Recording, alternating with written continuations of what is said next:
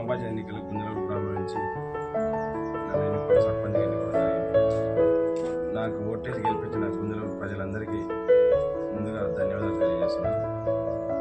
నేను గెలిచిన తర్వాత ఎన్నికలు ఇచ్చిన హామీలు ఏవైతే ఉన్నాయో అది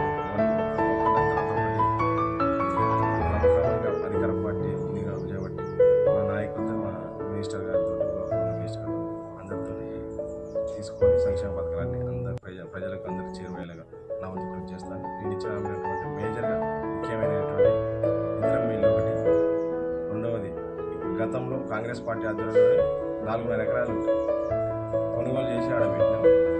గత 10 సంవత్సరాలు బీఆర్ఎస్ పరిపాలన దాన్ని మళ్ళీ పునరుద్ధరించి దాన్ని పూర్తిగా పేదవారు ఎవరైతే పేదవారు అర్హులైన వాళ్ళందరినీ వెతికి వాళ్ళందరికీ న్యాయం చేసే విధంగా కృషి చేస్తాను. అదేవిధంగా ముఖ్యంగా ఈ గుందల నుంచి రంగయ్య పోయే రోడ్డు చాలా గుంతలమయంగా కంకర దగ్గర దూరం ఉంది. ముఖ్యంగా యాదవులకు అటు మొత్తం అటు వాళ్ళ వ్యవసాయ భూములు ఉంటాయి. వాళ్ళందరికీ ఆ రోడ్డుని మెటల్ రోడ్డుగా వేసి ఈ విధంగా నేను చర్యలు తీసుకున్నాను. అదేవిధంగా మాదార రోడ్డు ఒకటి ఉంది. గుందల నుంచి వీటన్నిటికీ రోడ్లు వేయించి ప్రజలకు మంచి పరిపాలన అందించే విధంగా నేను కృషి చేస్తాను.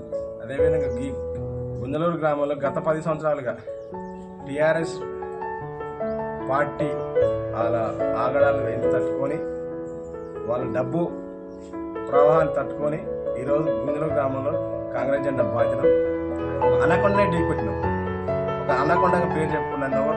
ఏం చేయలేదు, డబ్బుతో నేను ఏదైనా చేయగలనే పదంని అనగదొక్కి ఈరోజు జెండా బాధ్యత నాకు ఈ ప్రజలు ఇచ్చే అవకాశాన్ని సద్వినియోగం చేసుకుంటూ వాళ్ళకు ఎల్లవేళ అభివృద్ధికి చేసుకుంటూ వాళ్ళ మనలు పొందుతూ గ్రామానికి తోడ్పడతాను.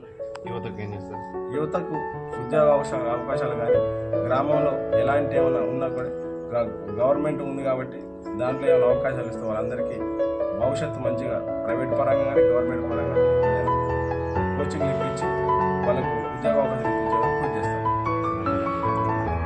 గ్రంథాలయం ఒకటి ఏర్పాటు చేస్తాను.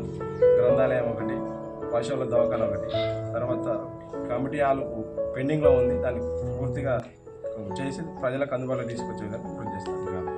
గ్రామ పంచాయతీ ఆఫీస్ ఉన్నది, దాన్ని కొంచెం అది మరమ్మతులు చేపట్టాలి. మరమ్మతులు చేపట్టి దాన్ని కూడా పూర్తిగా స్కూల్ బిల్డింగ్ కూడా కొంత ప్రాబ్లమ్స్ ఉన్నాయి, టాయిలెట్స్ కానీ అవి కానీ స్కూల్ పిల్లలకి ఇబ్బంది అవుతుంది.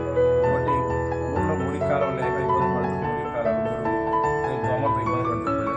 వాటిని కూడా పూర్తిగా ప్రక్షాళన చేసి చేస్తాం, అభివృద్ధి చేస్తాం.